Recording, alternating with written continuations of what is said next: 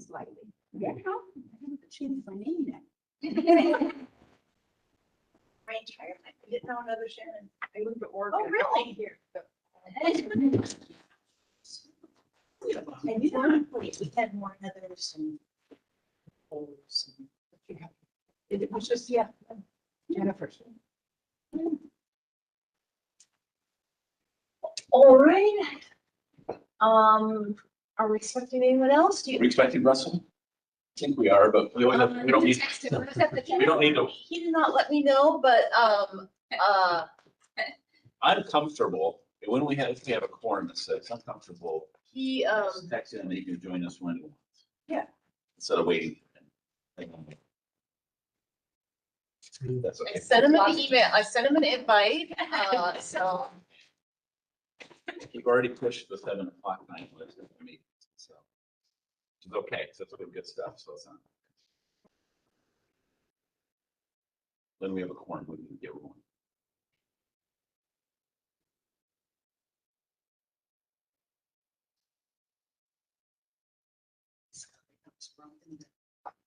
Or, that's what I wanted. If you don't.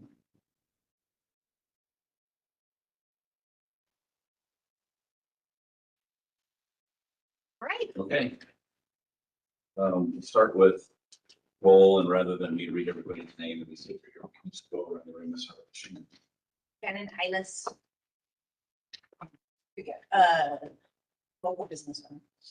Rebecca Hollenbeck, historical and administrator. Shannon Knight, member. Sheree Warbler, member. Steve Cooper, Westland Community Development Director. Karen Wise, principal planner for the city. Lynn Schroeder, staff liaison. Victoria Miners, Chamber Executive Director. Christine Lawrence, Secretary. Kevin Line, and city council. You're the chair. So Rebecca, do you already bring anything to the table? Just our events for the year.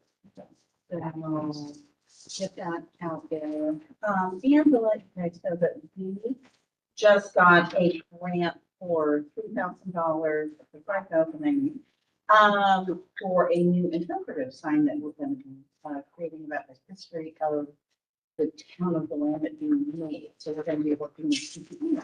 So that'll be another tourism piece that we can bring to draw people in.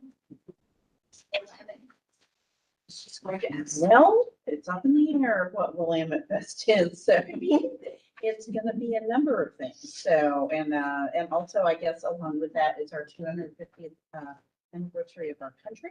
And we're gonna include that into the theme of the parade this year. And also probably in Planning Fest a little bit. Very cool, thank you. Victoria, do you have anything you want to chat about today? Other than, we're doing our Love Local campaign. Your city, every walk into City Hall, there's a box and lots of cards. We'd love you all to participate. It's really just about focusing on shopping local. As you know, we can get everyone past the first quarter of every year, and everything else seems to go smoothly. Sure. After that. We should have- So what did, say that again, what do you have out here? It's Love Local. Love local, right? And we have cards you can buy, are those the cards you buy? You don't buy them. It's just a game you're playing. In the city. It just tells you things like, go grab a coffee at the coffee shop, go say hi to a retailer, take a picture, tag us in social, that kind of thing. And then you're entered to win a drawing. And so, yeah, we just like everyone really to just shop. Okay. And just, visit all the restaurants that you can during this first quarter. You need McDonald's on that, it's my kids' food. It should be. Like Right. fast card back there. Thank you, that'd be awesome. And if anyone wants to post a program doors or anything like that, Did you see a poster out there? I did, yes. Steve was so kind of allowed me to have a box. That's where you guys go turning your pack, you your little bingo cards. And then on the 31st, on the morning of March 31st, I will pull one of the bingo cards, and that person will be the winner, and we'll notify them today. It's great. It's fun, thank you.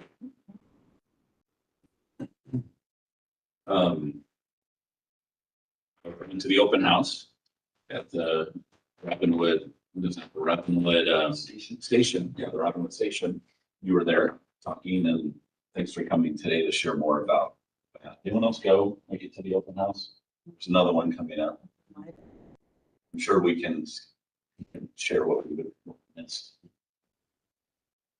Anyway, Darren, do you want to share a little bit about Vision 43? Yeah, Probably have some so slides.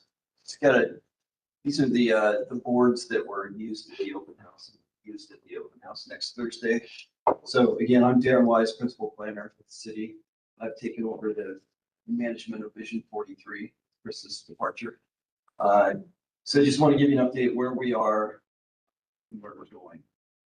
So just take control of this, Lindsay. Oh, yeah.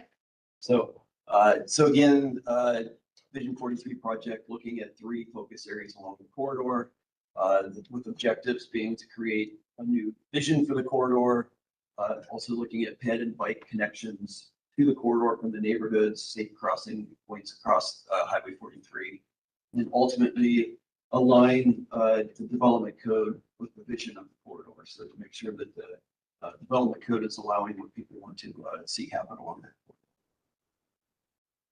You scroll down. So again, here are the 3 focus areas. One focused around the Robinwood neighborhood, Walmart in the commercial area down 43 there.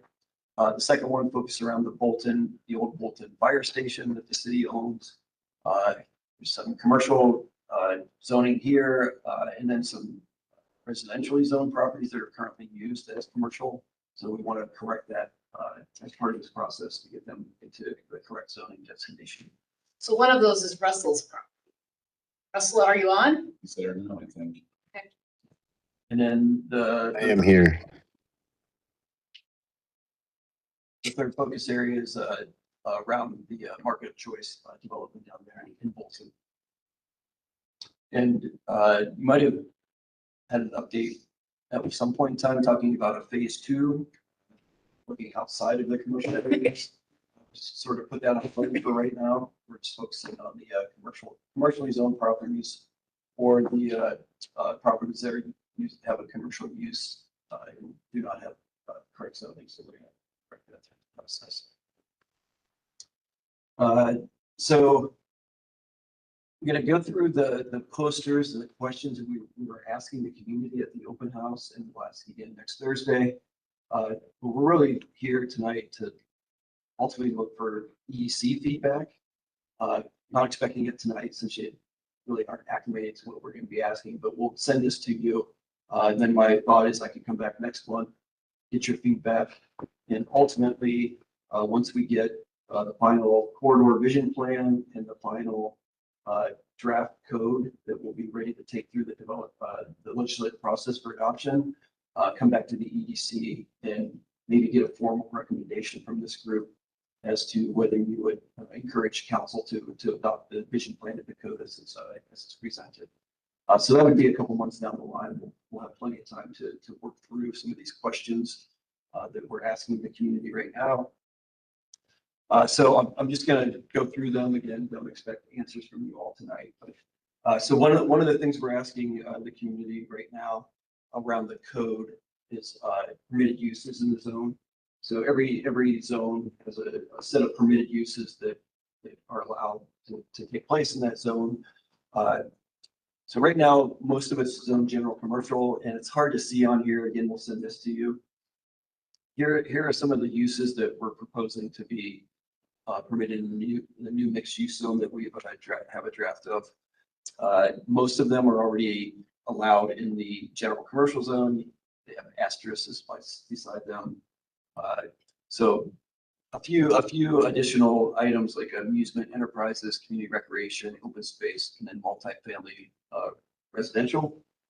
So again, we'll send this to you, but we're looking for feedback on whether or not folks agree with those uses in the new zone. Another hot topic that we've been discussing with the community and development community. Right now, you can build to 45 feet in that general commercial zone if you're more than 50 feet from residentially zoned property. We're proposing to get it to 55 feet, which would essentially allow 4/1 construction. So 5 stories. The The image on the left there is just showing what is possible under current zoning if some properties were to redevelop. And then on the right there is what the code is being set up to allow, the draft code being set up to allow at some point in the future if redevelopment were to occur. So again, bringing the buildings up to the property lines along 43 and allowing that 55-foot height limit for massing on the site. What do you mean by 4/1? So typically first floor commercial, which has a higher ceiling, 12 or 15 feet, and then usually apartments or condos, that's the four stories over the first floor portion. So Can 5 you- stories. Can you help give me a reference, like, if we are thinking of like downtown, like Oswego, where they've got kind of the bigger buildings there, how many stories is that in that area? Is that about? The wide. It's four. No, it's about four. that. Yeah. It's 4, Yeah. so this would be 1 story higher than that. Potentially. Okay, On one side of it, it's 5, on the other side, it's 4. it's, So it would be the same building height depending on grade. gotcha.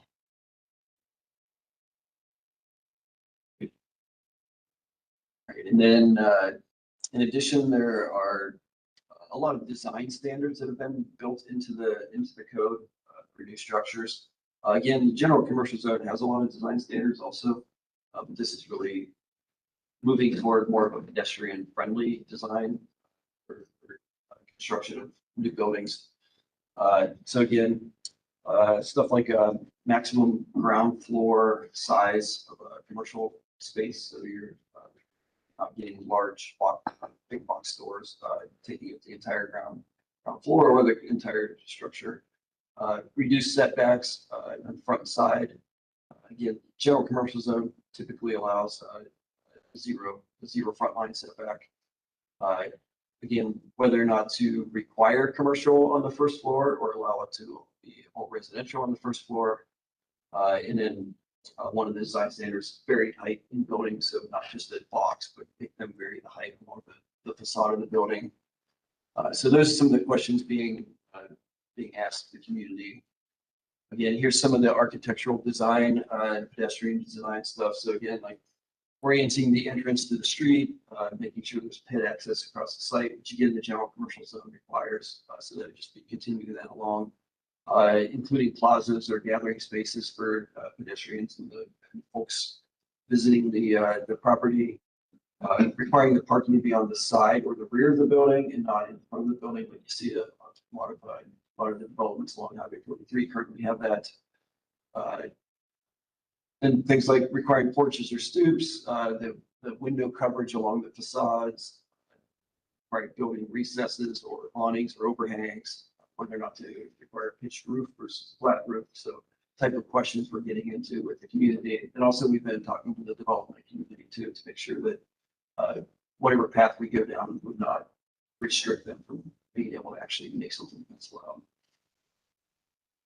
So they can do a balcony off of a apartment upstairs without it being an encroachment, requiring some kind of an encroachment thing going over the public sidewalk.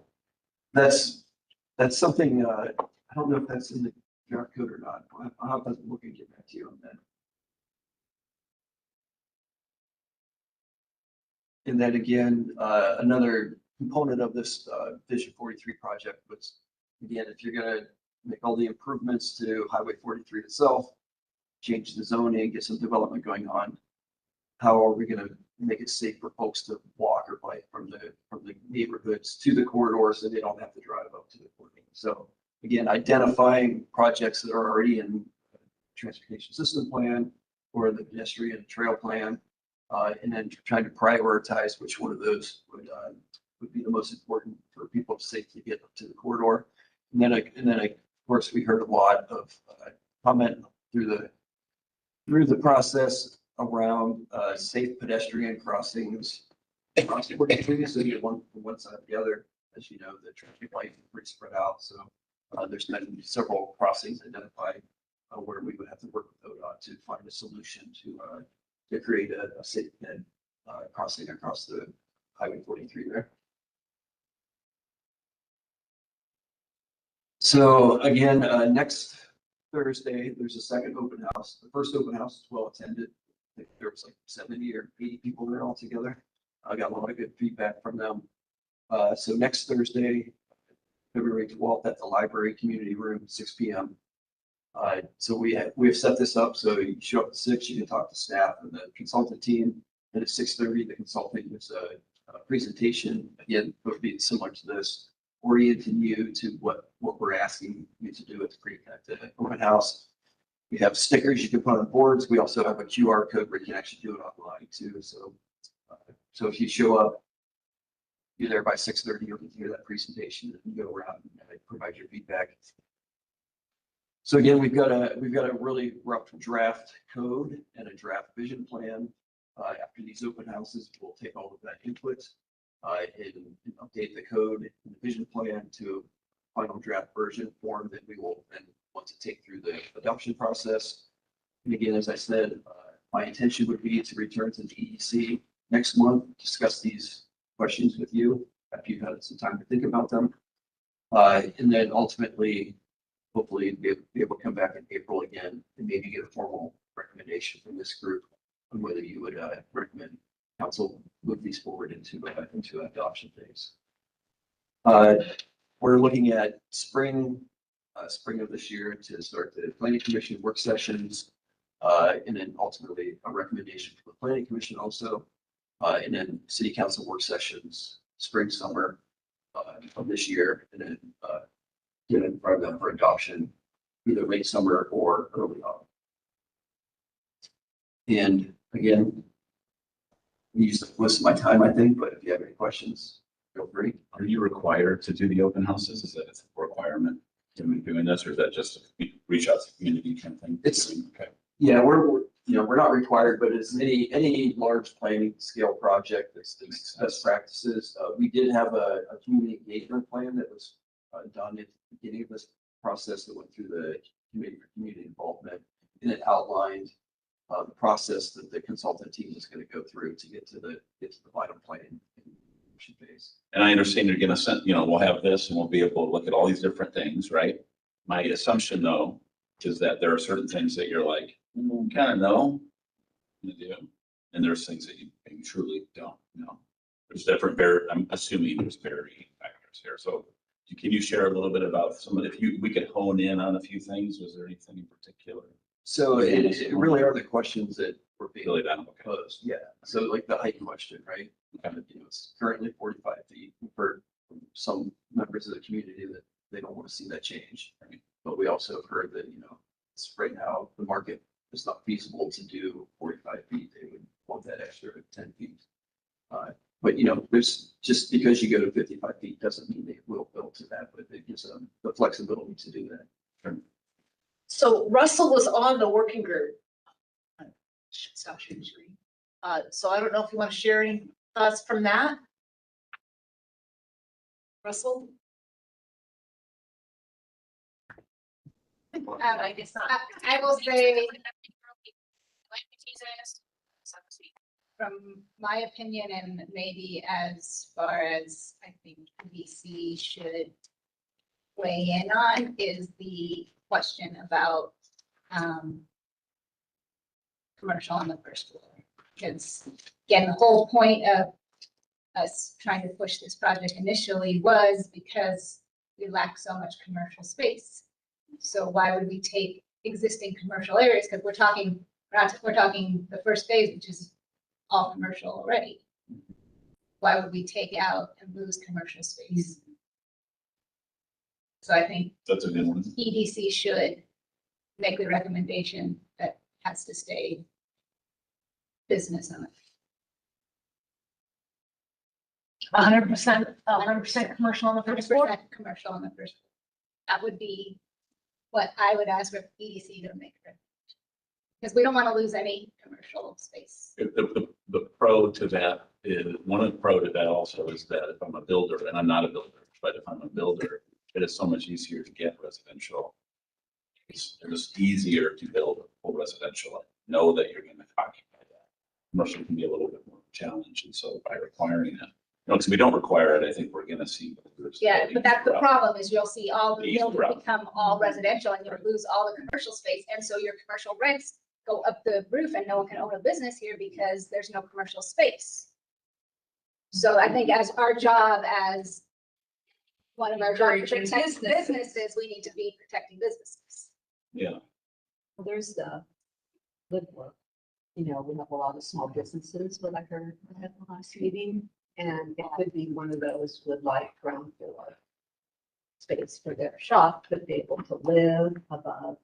Or if you could ever get a developer to condominiumize a building, so the ground floor is commercial, but I could own it as a business instead of paying rent.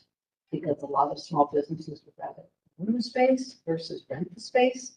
But you have to bifurcate the upstairs from the ground floor and let all the ground floor people own their 900 square feet or 1,200 square feet. So there are things that could be complicated. Is it technically going to be zoned mixed use? When this is all Yeah, I done? would think. Yeah, I mean, the general commercial zone right now is mixed use. You can do the first floor commercial with residential above, it's just never been done. Right, but I mean, if it's actually changed to be mixed use zoning rather than commercial zoning, you're gonna have state law kick in where the backside can be residential, so it's only the front facing, That's true now. Mhm. Is what- even in the commercial. correct. Because it's lot. So that would be my thing, if you want the compromise front facing, state law. But anyways, so just front facing has to be commercial. I know somebody else also that works in California on all of that kind of stuff. And she said sometimes the way that people get around that is they'll look like one rental office in the entire building, Yes. and then everything else turns into. apartments. That's why entire first floor is Yeah. what you would want the code to say. Yeah. Except for, Manager well, that's on the entire front floor. facing first floor. Manager office. Which it does now, and so I think the question is the fact that no one's built that way, does that suggest that that's perhaps not a feasible form of development? Well, it's all that way in Lego, right? Like if you go into downtown Lego, everything there is like super fancy, nice shops on the bottom. Well, the two projects that they've used urban renewal dollars to build, Mhm. but no others. Yeah. So in the entire downtown, there's. No, there's ones on the side street that There's are, like those other ones. yeah, there's some ones that are condos above and Mhm. retail on the bottom. But many of them are just purely residential. Not, like if you go down like E Street,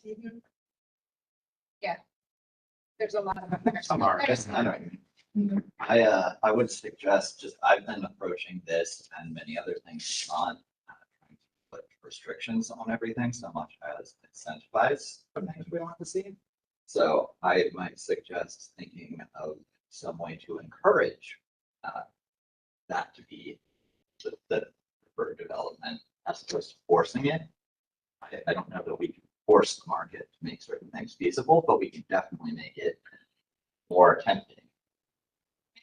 You're gonna have, like I said, it's not gonna work, and you're gonna just lose all the commercial space that we have. We have so little commercial space in this town, and you're worried about your tax dollars, and you're getting rid of anything that could be your tax base, your commercial tax base. So then don't complain that, that city doesn't have money when you take away all the commercial space that could be there. And another way to look at it is adding rooftops to the space would encourage creation of more commercial. And that the mixed use would add more assessed value and allow for urban renewal to be able to do its incentive thing. Well, Millhurst is kind of that perfect example of, they built all that housing, so now they can do the coffee shop, they can put in the dental office, they can do all of it, because I have actually looked at hundreds of pro formas, and it's very hard to pencil, unfortunately, the ground floor retail, and it will sit there vacant. And it's hard for a developer to want to take that on when they know it's going to be vacant for a long time. So I totally agree with you. I think you need to, which is one of the reasons why I was talking about, when you do the urban renewal plan, making sure that you can put grants as a project in there, because then you can possibly incentivize in some way to do the tenant improvements, the TI, stuff like that, because that's where it just doesn't work for the developer. Put that money in there. But yes, I totally agree with what Mr. Coker's saying too. The more residents, they would hopefully support that. More. I mean, every time I drive by your office and shop, there's a number of retail things that they have on the ground floor. Just, Yeah, they have the density to support that there more and more. yeah, they just keep adding to it. Yeah, the more people in the area, the more you can actually support commercial spaces. But did they have to incentivize it or was it required? Which is this is Maryhurst?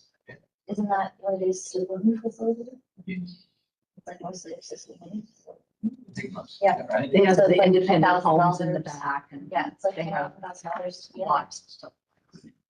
So I will say that I don't want to see anything that we can help will obviously reduce commercial space. That's kind of the opposite. But that's what What would we're happen. doing. In reality, that's what's gonna happen because that's what's gonna pencil in. And so you're gonna lose all that commercial space. I think they get that black and white. Ways to nuance it so that there are. I think it's that fun. I don't know. I mean, maybe you need some studies from other cities to see what happens. I also think it's really important that we don't have a bunch of boarded up empty spaces. If we build really big, new, fancy, expensive places and no one can afford to take them there. And they just sit empty, that also is really not good for the city. So I don't know how you prevent that as well. By having more commercial. Well, yeah, and I was gonna say, if you have commercial, and you have the residents above it, you'll have people immediately to support. But the city needs to enforce that or it's just gonna be residential. And you want them. We think about Lake Oswego, we think about that one area, right? I'm curious about the urban renewal dollars. I don't know a lot about that, what you were saying. It's interesting. It's probably a good topic, for us. But then there's another part of Lake Oswego on Boone's Ferry, kind of a little bit west of Market or Zupans. They built a lot of really nice commercial. It's all been vacant. Yeah. You know, Nobody can survive in there. no, it's expensive Yeah, and but there's you don't not have a lot. residential Above it, so the residential above it incentivizes the people to support those businesses and gives the businesses a reason to go in and do a custom. Yeah. But if you say that they don't have to have business at all, then they won't build. Well, the commercial we have now, I think the commercial we have now, unless that we, by adopting this or someone might buy and tear it down, or what you're saying, worst case scenario, someone might buy some of that land and tear down. So they bought Walmart and tear down Walmart and becomes all It residential. becomes all And residents. that's a huge parcel of commercial units lost. What Kevin's saying is that, man, if we tore down Walmart and we did have all these residents, businesses be flocking to get close to that area because there's so many people, it's such a Yeah, but dense. the developer area. is not gonna, developer is gonna build what maximizes its profit, which is all residential. It's a good topic. I would like to know more about, I don't know a lot about what you were talking about as it relates to, you were saying that this urban renewal dollars. Yeah, like the Windward, I mean, the city basically owns half of the parking spaces in part of the garage. Okay. I can't remember what the figure was, $68,000 a space, so in the middle, like several $1 million in on. Property. So it's not like private people came in and spent all this money and did this. And that's part of the developers that we've talked to have been very negative on building market rate mixed use in the corridor. So, and again, it's allowed now. So. Yeah, so it's allowed now, it's not. been built. Which tells me that they're gonna turn it all into residential and not have any commercial. I think that should tell you. And I think looking at some of like the vacancies that we see and some of the turnover that we see, like the other stores in the Walmart complex, struggling to stay afloat. I mean, there's definitely some. I mean, it seems from just watching it as a bystander that, and some of the businesses that I know can't afford the rent, they're not making enough money to survive. We just recently lost some great restaurants in that corridor because they couldn't afford to stay there. And so having more commercial space and really focusing on developing that will hopefully make it more affordable. I don't know. But that tends to be, they can charge what they want because that it's not as much now. Supply and demand. So Russell texted me, if he can. Working hard. Said, I agree with forced commercial frontage. I haven't seen any consideration for parking in the plans. Specifically, a street where my office is, they want no setback and 4 to 5 story with no parking requirements and access to Highway 43 being limited. Topographical. Why can't I say that word? Topographical challenge. Well, that brings us to one of my favorite topics, which is that we can't force parking minimums, right? Not something I was No. very happy about having to give up, but we don't have any control. Can we incentivize something for that? Because I don't think when there's not enough parking, that hurts businesses. And I think the developers have been very clear that they know that. Yeah. But it'll be interesting to see what they would propose to prove they know that, and they're acting on it. So yeah, we heard from the development community. Yeah. During the CFAC process of parking. That they basically can't get financed for a project in a locale like this, suburban locale where people cars, without showing how they're gonna park. And we've heard the same thing Yeah. through this So process. the developers that talked to us, that we talked to, basically said that they can't lease the space without it. And in fact, that's one of the limitations and why there's been a lack of like vertical commercials, because it can't be parked. So the one advantage of having like a pocket of residential here or there is that you can add rooftops to create people who can walk to businesses without having to rely on parking as much. And then you might have a business that can go vertical with fewer parking spaces. Because if we're just going to rely on the suburban model of like, 4 spaces per 1,000 square foot commercial, it's never going to change. Whatever is there is already there. It's not, without more people, it's not, and without some reason to stop, it's not going to create more demand for the commercial businesses that are there, which is basically where we are now. How much of an expense in a barrier is like an underground, A lot. like very expensive, right? And that would be ideal. Just a parking space by itself is like 20, 30 grand. Yeah. So there was some feedback on parking on the roof. How do you park on the roof? It's like having a outside staircase. Well, still taking advantage of topography. It's also another argument with this height is if you want to use 1 or 2 of the floors for the parking. And is that allowed to have parking on at street level? Where you usually then are looking at cars at the pedestrian level? And the way the draft code is written, no, that wouldn't be So it. say It it would have to usually be, is. it would have to be in the rear of the Yes. side or the rear. Yeah, I would say that's a little negative to walk next.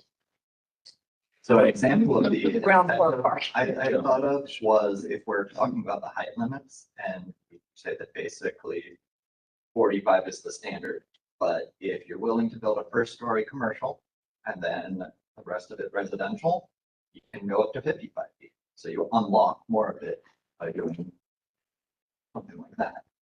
That's the kind of incentive that I have in mind. I think there may be the reality that upfront we need to increase the population density before we can support more of what we're looking to see there. Kind of change it over time. Is there a additional parking requirement if you add residential? So it's just whatever's there. Yeah, we- The developer will figure it out. And if they can't figure it out, they won't build it. Yeah, in a suburb, they're gonna build. They'd be dumb not to be, because no one's gonna rent their space. We know there's no buses. They come like once an hour to get a bus. Well, I think for our group, there's some good stuff here. I think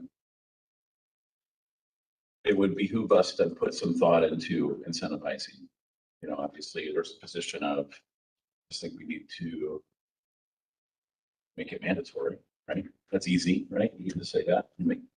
But, you know, we might as well put some thought into some additional tenants. That's a really good one. Because if I'm a builder and it's again, I'm not, right? But it was, and I could go up another story.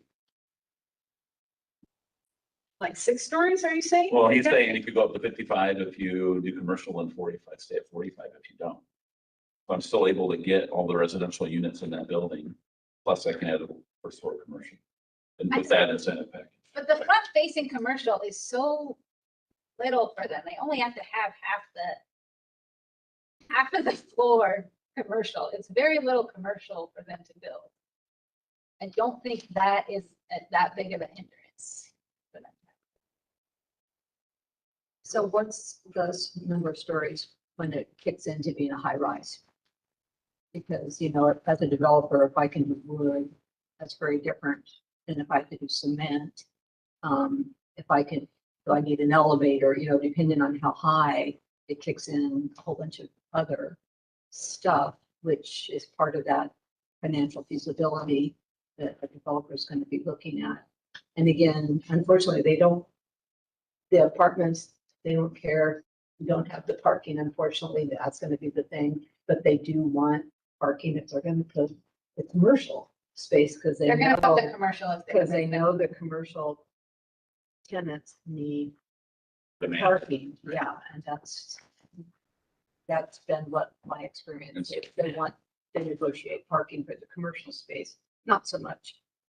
Yeah, but in the suburb, they're gonna make parking. Especially there's no street parking. Or there may be a couple places that are no street parking. I had meetings with some person that has those companies, and they were very clear that just because they don't have to does not mean it's not something they can use, they have to do. It's a very different ratio. I mean, if you're talking about 1.5 spaces per unit of residential at 1,000 foot, you're talking 4 spaces per 1,000 foot of retail. So it's a very different parking calculation. Which is one of the limiting factors in the mixed use buildings, being able to park both retail and residential at the same time. And then the need for residential retail to be able to be seen and easily accessed for the retail as well, which the highway and the lack of on-street parking creates a barrier to as well. And then the lack of depth to it where there's not really a feasibility to like run a parallel like carriage lane or street where we could lower traffic and parking or something. A good solution if we were designing this from the beginning. And is there a current plan to do the recruitment to bring some, you know, hopefully some anchor businesses in as to begin this? Or is it just going to be let the builder figure it out and whatever they bring, or is it going to be an active recruitment? Not yet. I mean, at this point, just figuring out the code is the first step. Yeah, we're not I mean, long to get that. It sounds like it's actively discouraging anchor stores because you're actively discouraging the lot space. But anchor stores don't have to be big off. Anchor store could be neat for, like, again, 5-star restaurants, you know, that kind of thing. It doesn't have to be large. It just has to be attractive, something that isn't already currently in this community and that is desired. So what are they leaving Westland for? That's what we need to think about. That's the. Makes a lot of sense. I think kind of similar to the, I don't know if it's storefront grants you're referring to or tenant improvement grants as part of urban renewal. I think that that's also part of it. Thing to consider with urban renewal is that. I have a question. Oh, we can hear you. Yeah. It was on Kevin's carrots and sticks thought process. If we have carrots, we have sticks. If we're going to incentivize a builder, why not do something like reducing SDC fees when there's commercial involved? That's a separate process and discussion through Public Works. It's actually already going on. Started on Tuesday. Or incent through lower property taxes or something like that, just to really encourage it, because you don't want to have that one building that, oh, yep, we hit our commercial requirement like Shannon's talking about. Yeah, that's definitely part of part of our internal to our department. We haven't, we're working on this piece of the project, but one of the next stages is to look at the vertical housing tax zone, which a number of other cities have, which basically does through tax abatement incentivize mixed use development. So it's again, another incentive, another carrot rather than a stick. Salem has their own, they didn't do the vertical housing one, like Portland and other communities that have moved to, or multi-unit housing. It's a little bit different, it's Yeah. more beneficial than the vertical housing one, as an example. Okay. For them to look up and see That's a good one. how the statute is. Okay. I mean, it all starts with just making it a more attractive area to build, period. You know, I think it's great to just not. All right, this is a great one, Darren, for us to obviously give you feedback on next month. I think we'll be prepared to give you a recommendation as a committee. But, and you said all of these things, right? So ideally you'd run through them all and maybe we could get a formal recommendation on each one. Voting in a way we vote different. Does that seem like what you want? Sure, yeah, so I'll get you all the information, so you're plenty of time next a month to look at it. Great. Formulate your thoughts and back in feedback. And yeah, encourage you to come to the open house next Thursday. Right, you can check there also. Who's your consultant? MIT. How much of an obstacle is ODOT going to be, or is it, will it be an obstacle when you're talking about crosswalks and everything? Can't do So it without. that'll be a negotiation with ODOT too. Will or will not. Is there any, are there any of those slides that, so that was a good conversation on just one thing, right? Like how tall, I mean, the commercial on the ground floor. Is there any other topic that any of you, any of the committee members or anybody wants to talk through before we come back next month, even though we'll have time to review? Because we got a lot of good insight, I think, from just talking about that for about 10 minutes. Or any of these things we want to ask questions on or wants to talk about as it relates to architectural design or crosswalks or safety. Do you have the notes from the input from the development community that can be shared so we have a sense of what you've been hearing would be the challenges they anticipate having since you met with them? I don't think we've compiled it yet, but we have it. Yeah. On the loose. Because that would be just from hearing from them what they would see as an opportunity, because I know we have that, thinking of that sourdough. I don't think it's ever had sourdough. And then I've been here, I lived here, and then I moved, and then I came back. And They now I used to have really great sourdough. and now I see it's for sale. And I'm thinking, there is an opportunity site that's high, but it'd be interesting to know what you're proposing, how that would fit on an opportunity site like that, where we know maybe somebody would be buying it. And I wouldn't mind a good patisserie, because you know, in Lake Oswego, they put that new one in ground floor, the Windward, and I'm assuming it's because that's a different building than Barry Kane's across the street, because they're probably not non-compete for the bakery at the end over there by the pizza thing. Oh my gosh, it's so delicious. It'd be great to have a bakery. Here's someplace, that place is so good. It's really good. Right down to the light uniforms that they wear. Oh, yeah, light uniforms like Cease Candy ladies. Oh, yeah, it's so fun. Yeah, it's really nice. Yeah. Are there any areas of this, Steve, asked Darren, anything that you want us to spend time on outside of everything? Any particular topic? No, I think Or this is- Kevin, for you? just very much appreciate the feedback. Hot topic. Yeah, it's fine. Right. I know, that's why I asked. That's the solution to our financial situation. Having rent in my head. Okay. Thanks, Darren. All right, We appreciate it. for the rest of your evening. Yeah, you too. I can pass out as I'm going around passing up this stuff. That'd be too. So, Shannon, you weren't here last month, Yeah, right? Because what we did was we all went around the room and we talked about things we wanted to like research or spend time on and share today in the meeting. And, okay, and that's okay. And Russell, thank you for sending me a bunch of stuff too. I appreciate that. And the point of that exercise is because there are going to be times in this year where we need things to do. We're not always going to be given what I consider to be great direction like we got today, you know. That's not always going to be the case. Actually, I disagree. It might always be the case if we actually do a good job. And so we took a lot more time with Darren than we had on the agenda, but it was worth it. Right? I think it's better time spent today, in my opinion. Continuing to maybe sharing with just a brief minute or two on everything that you came up with. And then we still need to formally adopt the SWOT analysis.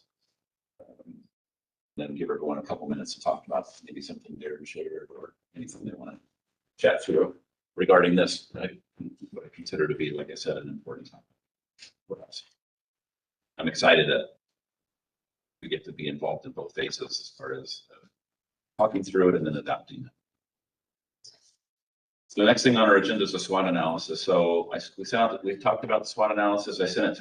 Linn sent it to everybody after the meeting last month. The council asked us to adopt the SWOT analysis. Are there any questions, recommend questions or changes that anyone would like to make to the SWOT analysis that I sent out? Maybe because I wasn't there.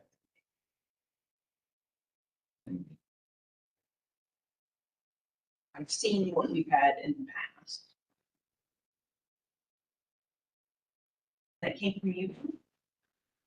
Did you send it out, Lynn? No, I don't recall that I had something to send out. We sent out, did anyone get a copy of the SWOT analysis? It was just printed last meeting Oh, it's to printed. get hard copies. That's fine. That's what I meant. That's what I meant. That's why you. It meant needling. That's why I didn't see it. Yes. And so I think I can get a copy out. I can send it to you and you can send it out to Russell and then we probably don't have enough people that actually reviewed it to be able to say yeah or nay to that. Any questions on it? Thoughts or? Can we just adopt it? No, Everyone needs to see it, right? Yeah. You sent it out. I sent it out? You did. You sent it out on January 5th. Oh, okay. Yeah, I did not send it out with the agenda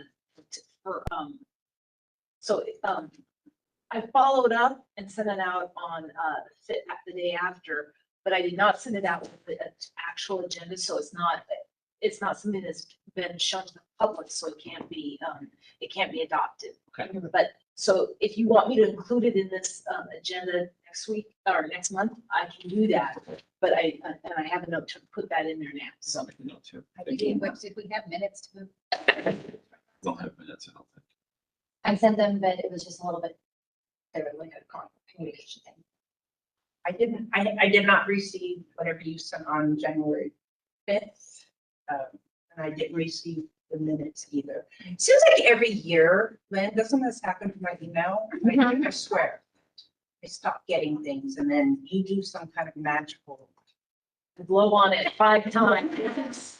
I start getting it again. So I feel like this is what's happening right Okay, so make sure you get it. now. Okay, yeah. I mean, I haven't seen it. You were asking me what.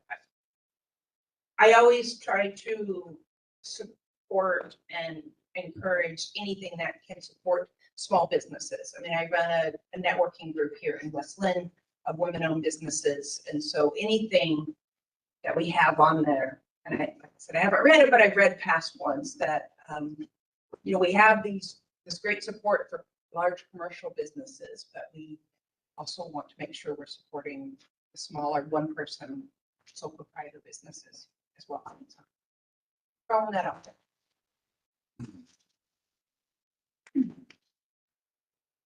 Okay, why don't we pair your share of anything you came up with in the last month that we talked about last meeting? Why don't you pair that with anything else you want to bring to the meeting today? As for all the committee members.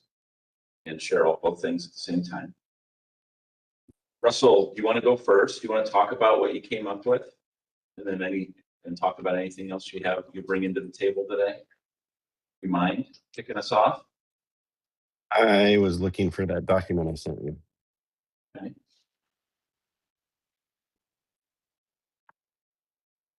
That's what I was doing while you guys were talking. But what kept coming to mind was that we live along two amazing rivers and we're not really taking advantage of them. And so I was just thinking about the different recreational opportunities. Like we have a boat ramp, but when you go to like Newport or any of those places, you have to pay a fee to launch your boat. They have a boat wash. Those are just some simple things, low maintenance revenue generators. We have some vacant city property that we could use for residents to store their toys, boats, RVs, whatever it happens to be. I was also thinking right along the Willamette, by Willamette Park, there's that row. I'm not sure if we own it or not, the city, but there's like right along there, that would be a great spot for like a campground. Do RV camping, some tent sites, generate some extra revenue. What else was there? Tent sites. I think that was it.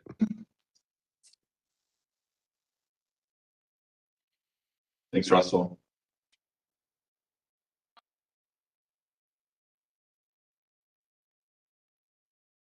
Anybody else want to take a shot? Sure. I surveyed the current businesses and asked them what their current pain points were and any comments or suggestions that they had that they felt that the city could help them with, or something that we could do to kind of help them. And their main issues, they cited the rising cost of doing business.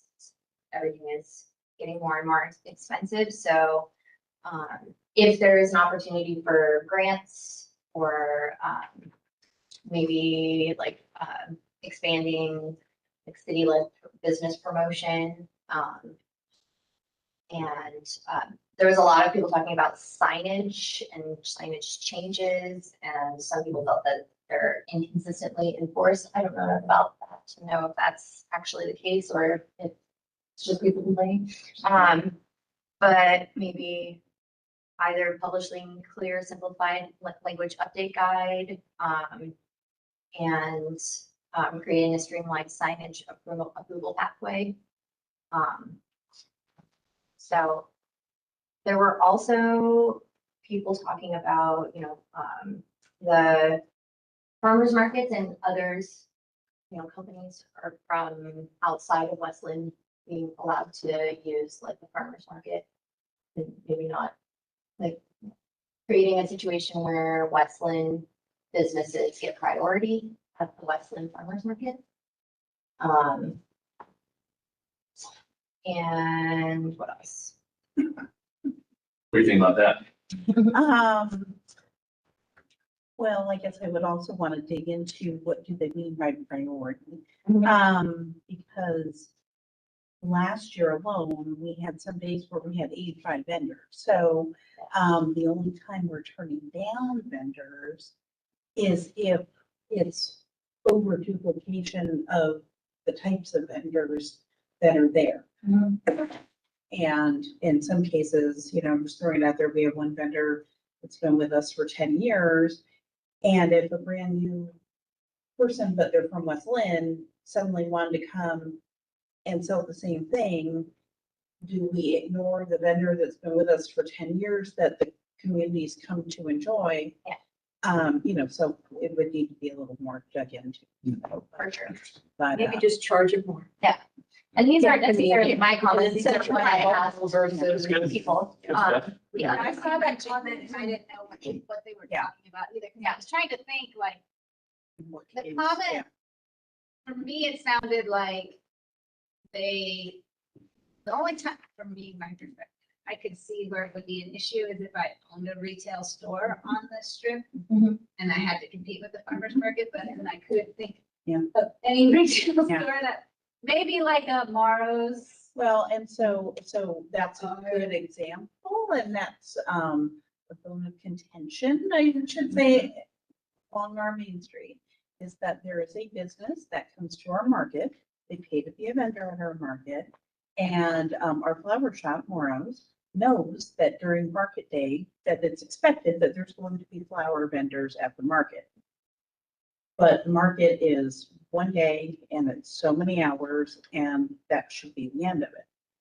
This particular flower vendor comes all the time and sets up where they set up because they have permission from the owner, which meets the criteria with the cafe seating code that's out there. And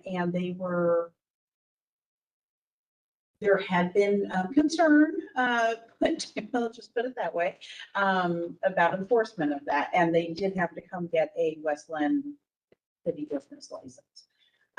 But those kind of things are out there, and unless somebody knows all the parameters of the thing, they don't really know. But I see how a brick and mortar business that's paying for rent and utilities and marketing and everything would be frustrated by somebody underselling them down here and not have to do all of those things. And been dealing with this issue for 5 years. Yeah. So, one other thing that was brought up was just sort of like a place where businesses can advertise. And what are the current restrictions on, I know the Westland Community Cave is not run by the city, but I know someone from the city who maybe moderates. It used to be you could post every month. Mhm. And you had to either live in West Linn or have your business clearly registered in West Linn. I don't check those out, but it needs to be in the directory somehow. It needs to have a business license that can be looked up. Mhm. Sometimes there are exceptions for businesses that are very nearby. So if there's a very good reason to have someone in Oregon City just promoting their business and it's really relevant to West Linn, then that would be an exception. But we changed it so you can do that every 2 weeks now instead of every month. So I didn't even know that that was available, and I wonder if there's businesses that don't know that they can Right. do that. And so one thing that is kind of nice about once a month is if you can make it like the first Monday of the month, businesses are allowed to do that. And then it's really easy to come up with in your head, oh, it's the first Monday I can go promote. If it's twice a month, is it specified, or can you just do it twice a month anytime you want? You can do it every 14 days. Oh, so that's actually really cool. That's relying on our brains Like, to do this thing. that Right. makes it- that makes We it talk a lot. difficult to kind of police, I think, because you've got all kind, but, We noticed though, they're Yeah. the same people who don't follow the rules. Skipping a post like Yeah. every day and eventually they get kicked out. But there's, There's also the Westland local business business, yeah.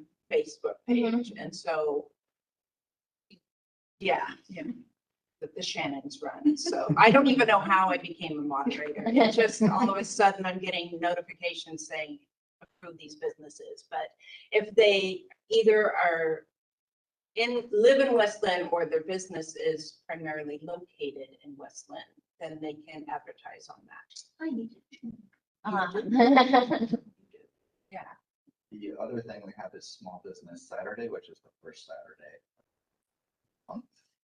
If you don't have a business license or not registered with anything, whatever, if you're a freelance babysitter, you can post in there. And it's not just a random post, it's actually it's a blog post. So That's cool. And if they're in Willamette, she can. that's the other thing, is she's doing spotlights on a different business every week. And normally that would be a question of I did check in.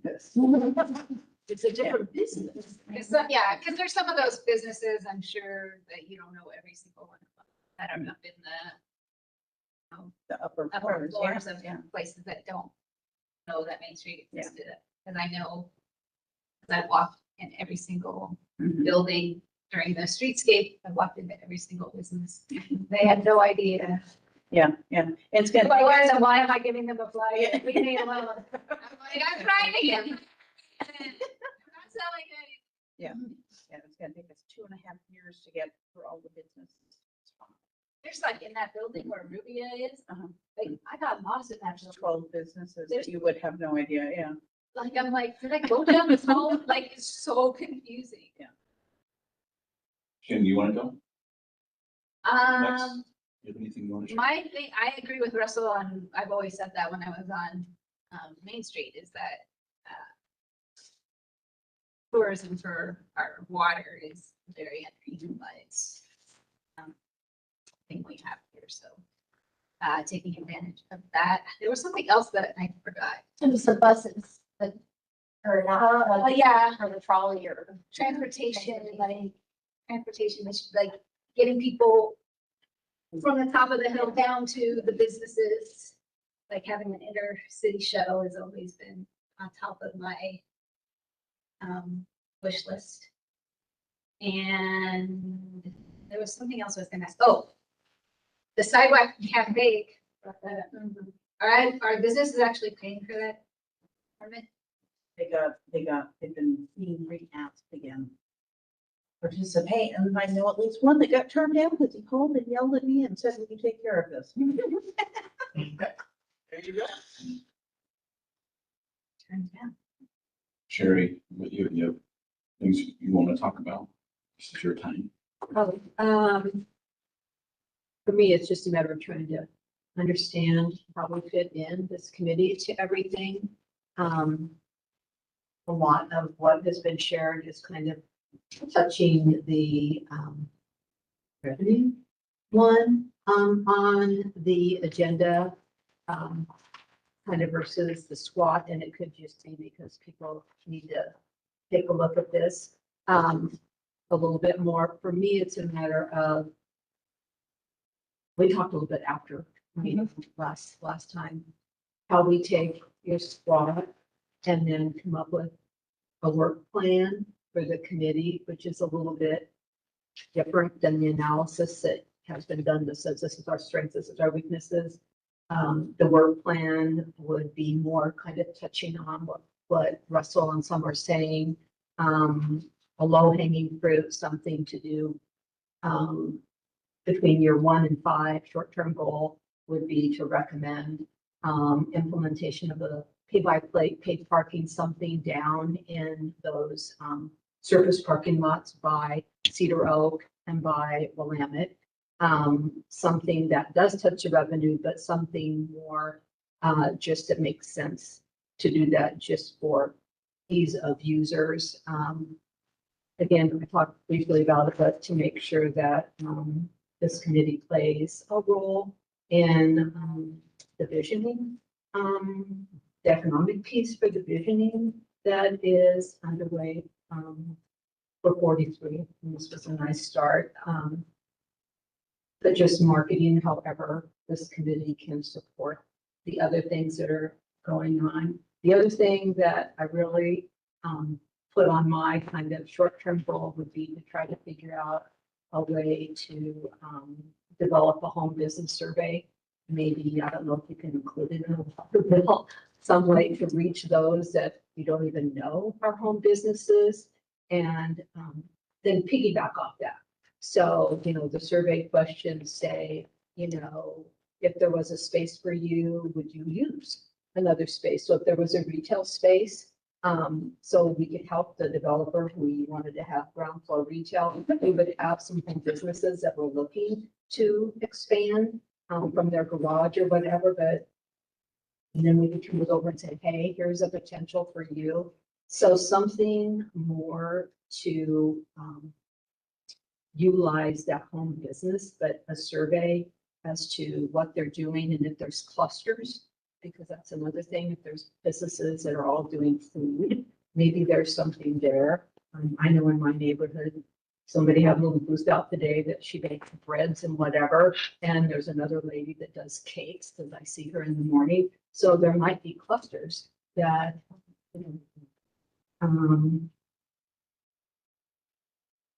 And then the other thing, and I don't know what the rules are, but I'm used to going in on a regular basis, quarterly to council and giving them an update on the things that we decided were going to be a priority for this year.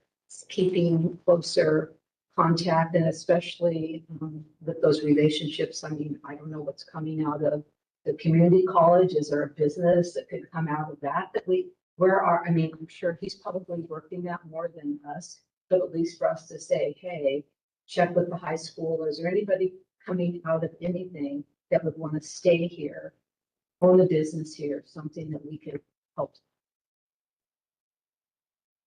Yeah, so you're talking, that last thing, you're talking about some kind of a relationship with a college where we be the next generation of Westland business owners in a way. Yeah, I mean, Incentives. yeah, if Clackamas Community College had startup business or entrepreneurial type of classes, again, it would be more city staff. They go and say, hey, ever thought about Westland?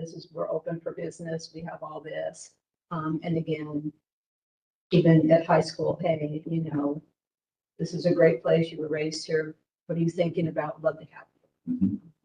Maybe we have some space someplace that behind something that's never been rented and somebody would just say, hey, you can have a pop up here to just see if you like it. Something thinking outside the box. Yeah, no, I like thinking outside the box. Thank you. We don't have an inventory. That's what I was just gonna say. Yeah. So that would be, another thing would be developing that Yes. inventory. Yeah, a business survey to do it. And the only last thing I have with the brainstorming on the revenue, I really think that council should create a revenue task force. And their goal would be completely different than the budget committee. The budget committee is looking at ways to save, reduce the budget costs, so on and so forth. A revenue task force has nothing to do with that. They're not looking at the budget. They're not saying, I think you should have 5 less people. They're strictly looking at whatever that could increase revenue for the city. Because you said last time we have a $9 million shortfall. We could. Yeah, Worst case. I think that would warrant bringing in some talent from the community to be on the revenue task force. I mean, we can pick away at something here, but you would need the bigger, broader voice. So I like those ideas because I've had some of them too. So they're clearly brilliant. We try to bring in community advisory groups once a year. That doesn't always happen. I don't know that that's ever happened with this particular group, but that is something we're trying to do. Our EDC trainings with the city council. Okay, good. So at least that, we're trying to get on a more regular schedule with doing that with every group every year. The task force thing is something I actually talked about today for a different name, but yeah, separate from the budget committee and definitely doing a very similar function. However, in the immediate timeframe, you guys might be called on for a little bit of that. It's the closest thing we've got at the moment. So yeah, really good suggestions there. Yeah, Those are the short-term goals. I like the I work won't go plan. into the pocket as a 10-year goal. We got a work plan from city council, but we certainly have the ability, and I like the idea of us also formulating our own. Because it's more, and it's different. They Did give you us, come up with the new mission statement, which was the number one thing on the mayor's? Did you? we looked at the one we had, Yeah. and we all agreed that it was fine, because it was vague enough. That gave us a lot of opportunity to do what you're talking about, which is, Okay. so once, the short version of that is, you're coming in at a time where I feel like we're trying to figure out what the hell we're doing. As a group, as a committee, how important do we want to be? What do we want to work on? What are our strengths and weaknesses? And so I think a lot of what you're saying fits really well to exactly what we're trying to figure out. So I like it too. And meanwhile, in that process, I kind of asked, what is it we're actually going to work on? And I will go back to council tomorrow night and tell them that's what we're going to work on, and they'll be okay with it. And so that is still something that I think is on the table. There are projects that definitely identifies. We can make that officially acceptable. Absolutely.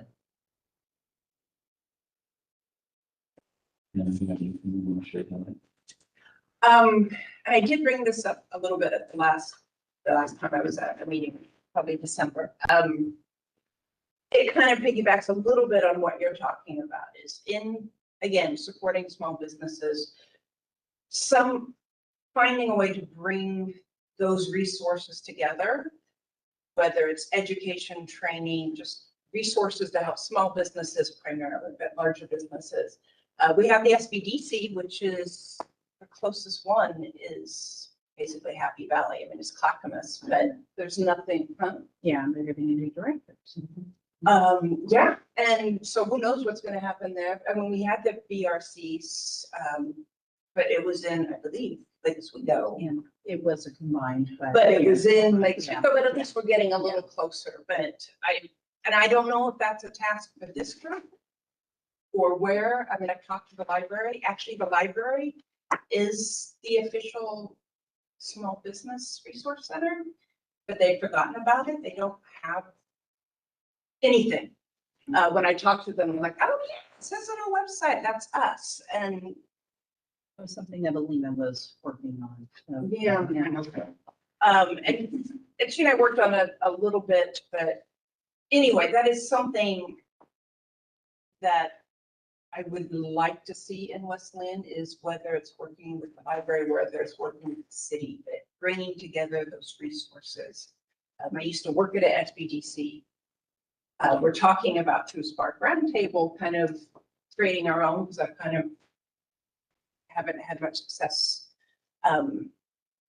in creating something more on the city level, but Maybe we could do like a small business fair, community center, or something where we bring together a bunch of small business resources. So you're talking about these things go together. I really liked it when you were talking about like throwing a water bill, like a small business survey. I'm sure there's a way to do something like that. I And then have you. think that would inform, see, I think you've taken it to the next level. Yeah, That right. certainly informs, and that's a good way, to kind of take that information and grow from it. I know we did brown bag lunches and we would have guest speakers come in, but depending on the time of day you do that, not all businesses, especially if you own and operators, you can't come at the lunchtime. If you have a restaurant, you have to do it before 10 in the morning. I mean, so you have to know kind of who you're reaching to, but I think a business survey first, especially those that are home that we don't know about, really segue into what you're talking about. If the library won't do it, then you can find a way to do the brown bags and people can come and you can bring a guest speaker and it's free. Is that what you're talking about with the fair camp? Yeah, it's totally like that. Well, Different topics. yeah, a fair is more like a, Booths and things. yeah, it's like one day thing where you put your booths so that all the resources come together. So small business owner will walk around and go, oh, I didn't know I could get this grant. Oh, I didn't know, I could get into this buying group that saved me money to buy my office supplies. And a lot of people don't know that kind of, like a lot of that stuff, industry stuff, people don't know exists. Like my industry is pretty well known, but I'm pretty sure there's all these industry specific buying groups that give you buying power to get all your supplies at a much lower fee if you can be part of the buying group. And so you get like the people who run these things, they're kind of selling stuff, but they're also We need a being commercial, resourced. we need a commercial broker to put this on and then get Resource for clients this. from all these businesses. Yeah. Where's the commercial? Well, we actually There's have a also a small business summit that happens in Wilsonville. It's a collaboration of 3 different chambers of commerce. It's Westland, Canby, and Wilsonville. And it's been highly popular. We've already done it 2 years in a row. the first one, yeah, it was great and well attended. Yeah, and so that will happen again this year. And those ideas we can bring to the team and say, this is what else we'd like to see, because that's been the big thing there is people are like, I had no idea that the state of Oregon will support me, like absolutely without a doubt. So that's something that all those ideas can then actually be, we're actually putting it in place. It's already ready. It just will do that expansion. So So is that still happening even though Wilsonville chamber closed? yes. Can we bring it to us? Yeah. Okay, well, We're going to have a cost, we're getting a lot of what was happening in Wilsonville. It's true. And we're having those conversations, we're just waiting to see choices that they want to make. But we already know the Small Business Summit and the Willamette Club. Is there anything you want else, after you heard all this, a lot of it touches on things you're doing. Do you have anything you want to talk about? Well, I actually love it because it actually fits in with a lot of the stuff that we currently kind of have, looking at teed up, like actually being able to have a small business resource center is fantastic. So I can go talk to the library and say, what do you currently have? And let me give you the tools we currently have and how can we expand that? How can we actually put that into place? Because one of the big things that in this kind of task, it takes a lot of people to make it happen. It takes a lot of people for them to, even before they start going, like we started our new nationalities already. And again, it's that constant having to tell people, constantly having to remind people, we have a resource for you. It's a, a free resource. All you need to do is show up. But until they actually start seeing it, they don't actually do it. So it takes a lot of time and effort to get that actually rolling and having folks respond. So that kind of thing is fantastic. The small surveys, that's again something that's easy for us to assist with. If that's something to look forward to, is that we can add that to our what we're currently doing, knowing that we want basically to collect all the information so that everybody can use it and everybody can figure out kind of where their niche in all of this will be.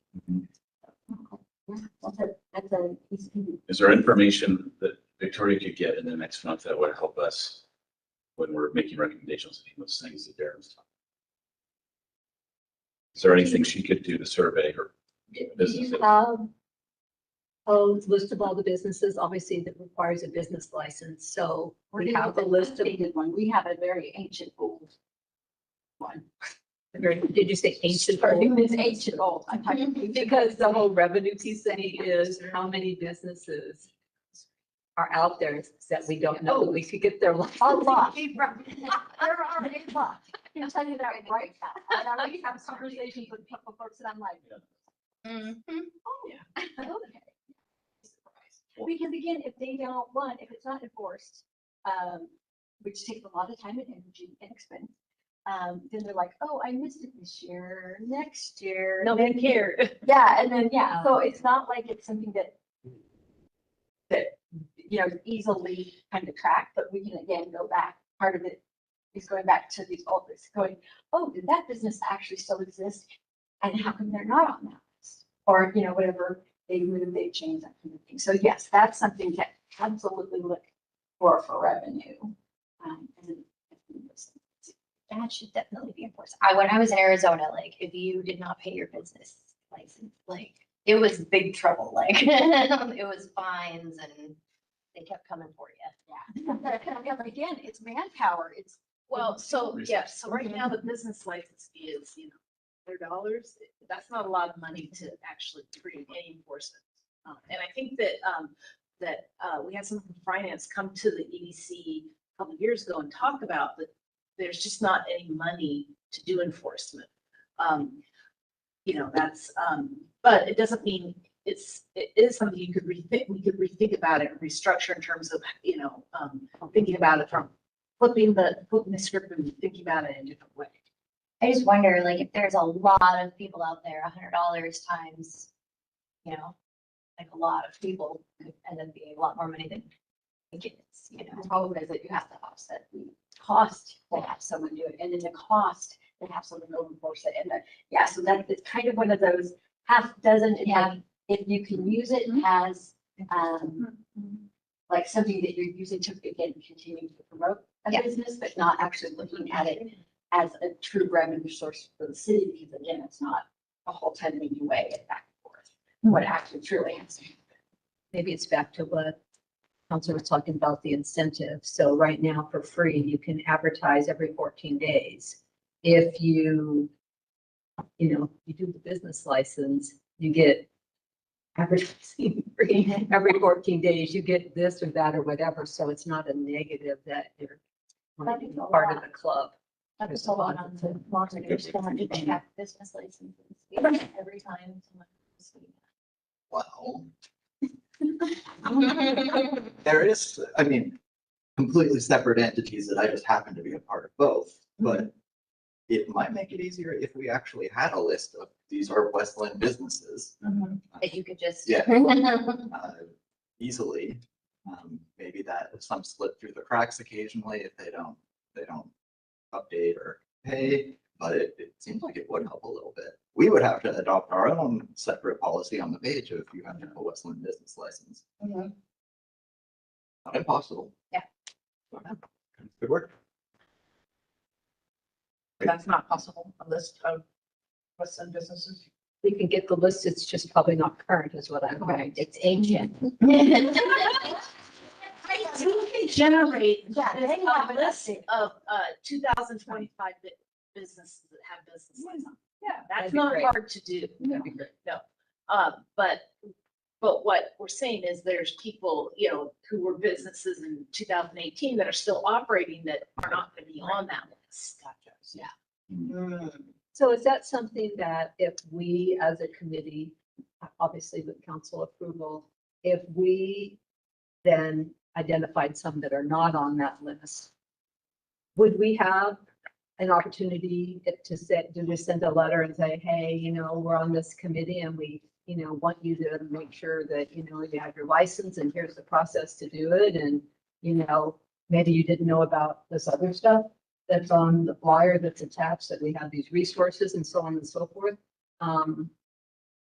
Because it sounds like staffing is an issue, capacity issue with staffing here to do some of this stuff. Has that ever been done? You would have to ask our finance first. They're the ones that implement the business license program.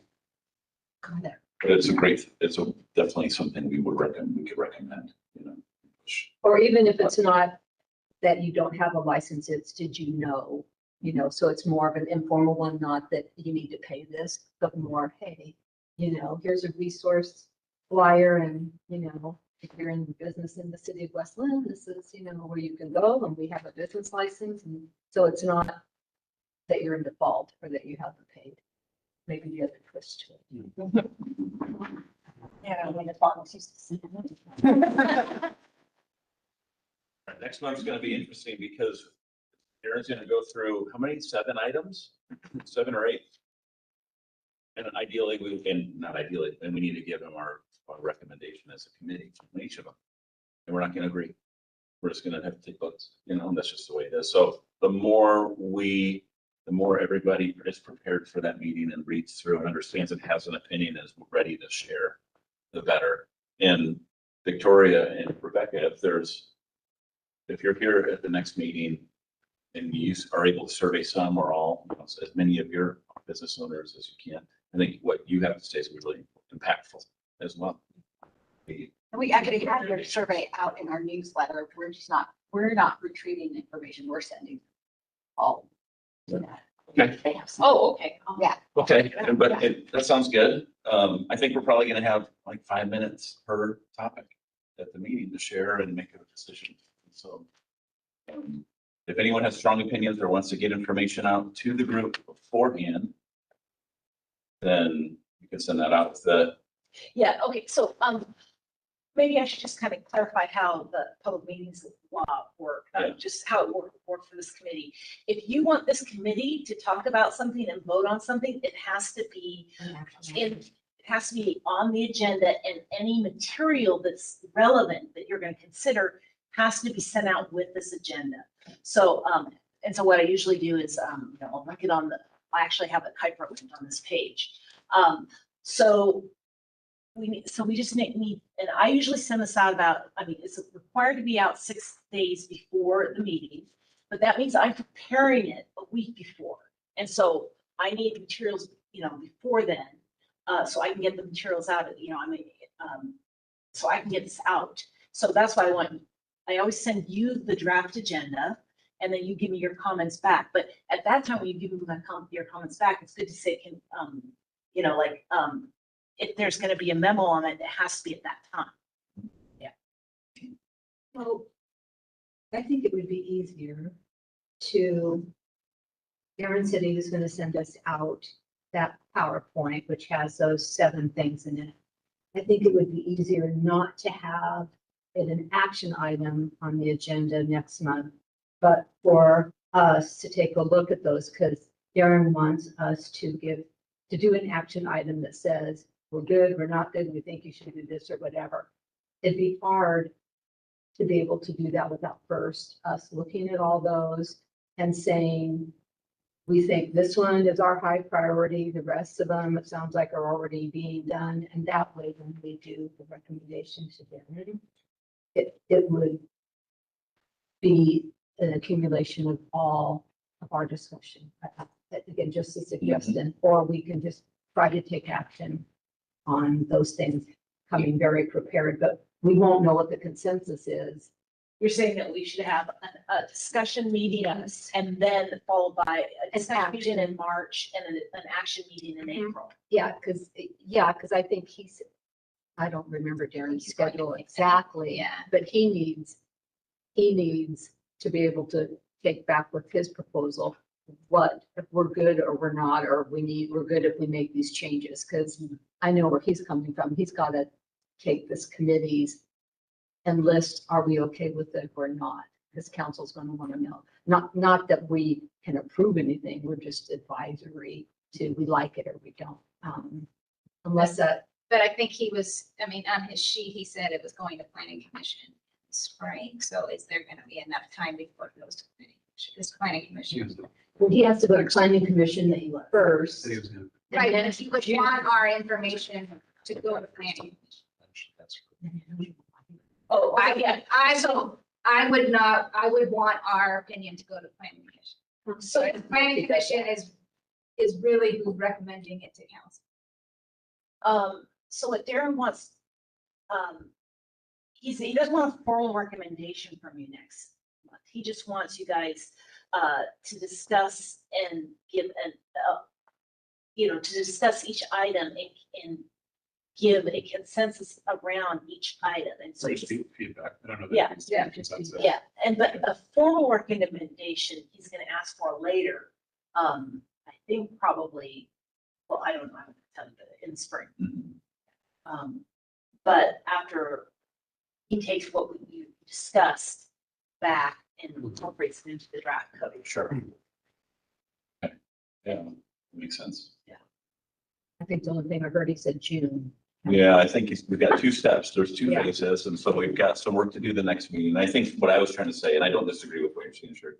What I was trying to say is, the more prepared we are, the more we can get to, the more recommendations we can make around some of these topics. I don't want to spend the whole hour on, let's try to get through them and but Steve, he's not looking for us to say, this is what we want. He wants feedback and he wants a general consensus, basic consensus. I think a lot of things on those lists are not economic development specific, and that we would have to have full discussions on. Agreed.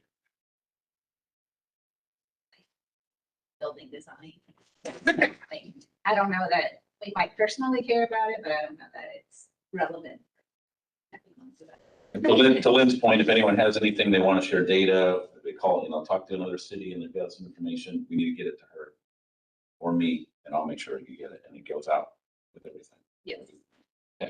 And it could go out to everybody, you just can't, like, I could send something to everybody, you just can't all reply back. Just remember that, so if you get something, no, reply only to Lynn. Consensus of taking kind of actions. You can't have any discussion, period, so that's why you can't reply all. You can reply to staff, you can't reply. You send it to 3 of us at a time. Well, you can reply to just one person, you just can't reply all. Yeah, no, that, you can't even do that because that could end up in serial meetings. Yeah. So you don't even reply. Who else could do it? We'll just typically blind copy everyone to get that. Any staff items? No, I don't have any items. Steve? Thank you. All right. So, do you have anything else? I know I felt like I cut you off earlier. Okay, 7:29. Meeting's adjourned.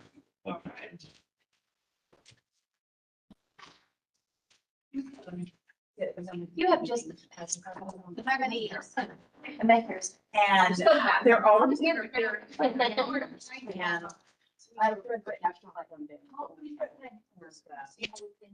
Yeah.